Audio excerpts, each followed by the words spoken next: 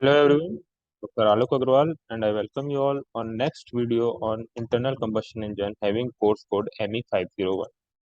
So in this video we will discuss about a standard cycle. We will see what are the various assumptions that have been taken in air standard cycle and we will see the ideal air standard cycle, that is Carnot cycle. So what is air standard cycle? Air standard cycle is basically defined as the cycle using a perfect gas as a working medium, and we consider air as our perfect gas. Air is almost invariably used as working fluid in internal combustion engine, and we consider it as a perfect gas. So, a, a cycle which take air as their working medium, we called it as a air standard cycle. And there are, on the basis of that, there are various assumptions have been taken for studying the air standard cycle. So, what are the assumptions? Let us see that those assumptions. So the first assumption is the working medium is assumed to be a perfect gas. Okay, and we consider air as a perfect gas. Why we are considering it? So that the relation PV is equal to MRT can be taken into account. We can use this relation for the all kind of derivation and all.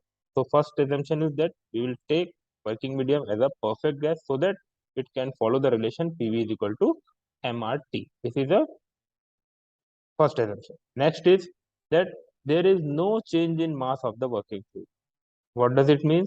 That whatever quantity of mass, the amount of mass coming inside the combustion chamber, the mass will remain constant, and when it will convert itself into exhaust gas and it is coming out, then the mass will remain same. There is no loss of mass in the system.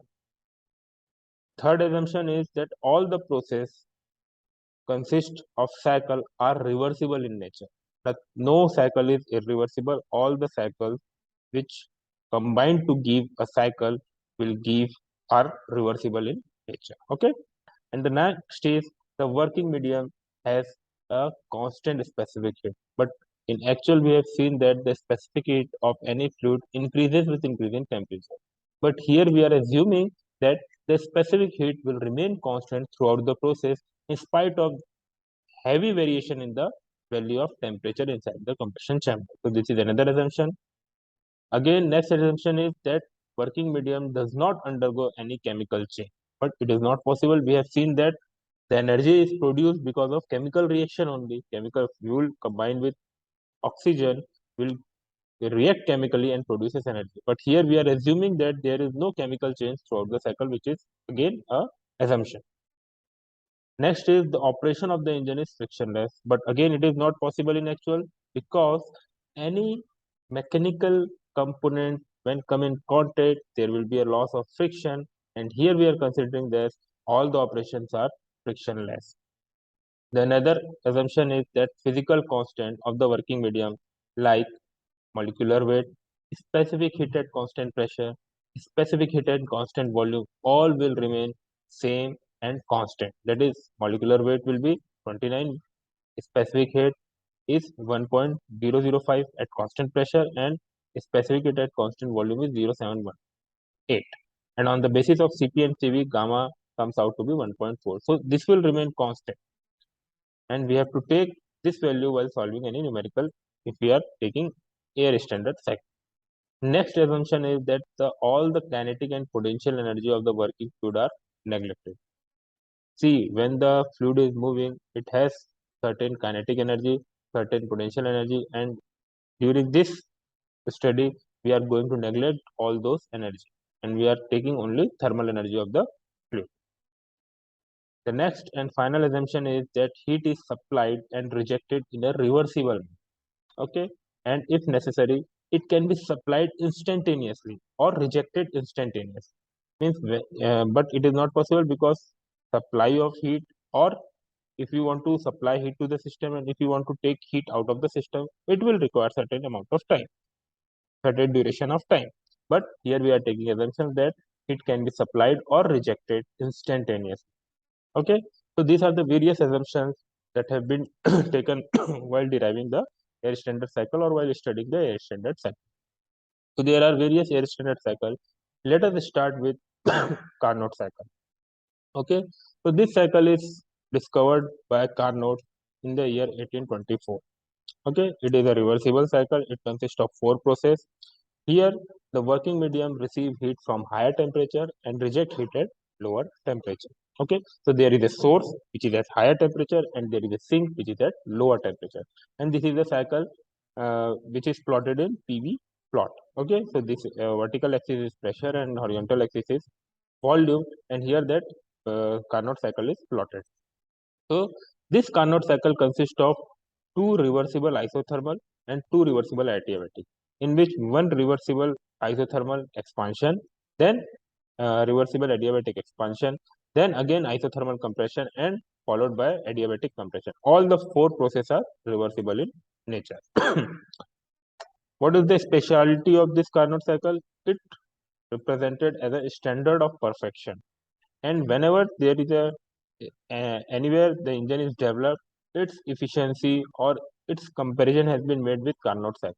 Okay, so this is the standard of perfection. No other engine has more efficiency than Carnot engine. Means the engine working on the basis of Carnot cycle will produce maximum efficiency. But actually, it is not possible to run an engine on the basis of Carnot cycle. Okay, but theoretically, we assume that if an engine is developed working on the basis of Carnot cycle, that engine will produce maximum efficiency and maximum work output. Okay, so it gives the concept of maximizing work output between two temperature limits. If the temperature limits are constant, means the temperature of source and temperature of sink will remain constant, and if we use any engine in between that source and sink temperature, the Carnot engine will give maximum work output and maximum efficiency. This is the case. Okay. So how it work? See, let us see this animated diagram. Here, it is takes heat from source. Isothermal expansion took place, then adiabatic expansion took place, then isothermal compression, and then adiabatic compression. So this is process 1, this is process 2, this is process 3, and it will be followed by process 4. So it consists of a source which is at higher temperature. It takes heat from this higher temperature and perform isothermal expansion. Isothermal expansion means the temperature will remain constant and the heat is transferred from source to the system. After that, there will be a adiabatic expansion. So the system need to be come in contact with insulator where no heat transfer take place, and in that case, the temperature or the expansion of the system took place at adiabatic. Okay, then finally two expansion occur, that is isothermal expansion and adiabatic expansion. After that, the system comes in contact with the sink and reject heat, and this rejection is followed by compression of the charge, and here the heat is rejected from the system to the sink, and this is called isothermal compression. Okay, after this, again the system is brought back in contact with insulator where no heat transfer takes place and only compression takes place, so it is adiabatic compression. So this is the animated diagram, but see what we are observing here, that it is not possible to move this system like this in practical, and it is not possible to change the boundary of the system, once isothermal boundary and another time adiabatic boundary. So this cycle is practically not possible, but theoretically we are studying it to get to know that what maximum efficiency can be derived if the source and sink temperature are fixed. Okay. Next, what is the efficiency of Carnot cycle? So see, what is efficiency? Efficiency always is output upon input. And in engine, output is work done and input is heat supply. So this is again the PV diagram that we have seen in last slide. And if we plot this cycle in TS diagram, we'll get a square shape figure, that is 1 to 2 is isothermal expansion, 2 to 3 is isentropic expansion. Isentropic reversible adiabatic is known as isentropic process. Okay, so isentropic means constant entropy, isothermal means constant temperature. Again 3 to 4 isothermal compression, and 4 to 1 isentropic compression. So this is PV and TS plot.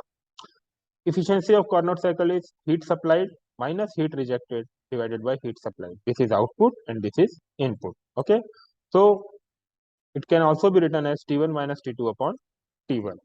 So Carnot efficiency is 1 minus T2 upon T1. Okay. So it can be seen here that if we want to increase the efficiency of the Carnot cycle, what we have to do?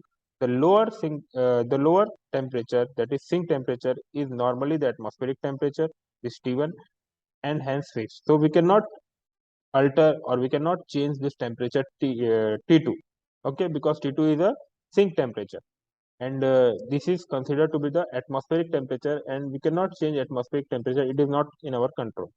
So to increase the efficiency, either we have to either we have to change or reduce this T2, or we have to increase this T1 source temperature.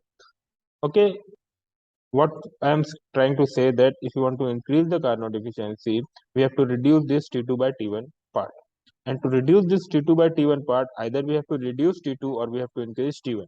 This T2 is the temperature of atmosphere, so we cannot alter this temperature, and this T2 is fixed. So the only way to increase the Carnot efficiency is to increase the temperature of source, that is T1. Okay, so by increasing the source temperature, when we increase the efficiency of the Carnot cycle. And that I already told you that between two fixed temperature, if T1 and T2 is constant, means if the temperature of source and if the temperature of sink, we make it constant, we are not changing it, then Carnot cycle has maximum possible efficiency compared to any other air standard cycle. And what are the other air standard cycle that we will see in next video? That is Otto cycle and diesel cycle are the two known, very well known air standard cycle. But again, Carnot cycle will develop maximum efficiency between the two fixed temperature length. Okay, and the net work output of Carnot cycle is low, means it maximize the efficiency, and though the net work output of Carnot cycle is low. Okay, so this is about Carnot efficiency. It can be explained as 1 minus T2 upon T1, where T1 is the same temperature of the source and T2 is the temperature of the sink. In next video, we will see what is Otto cycle. We will see the derivation of Otto cycle, that is important. What is the efficiency of Otto cycle derivation, and we will see the diesel cycle as well. Thank you. Thank you very much.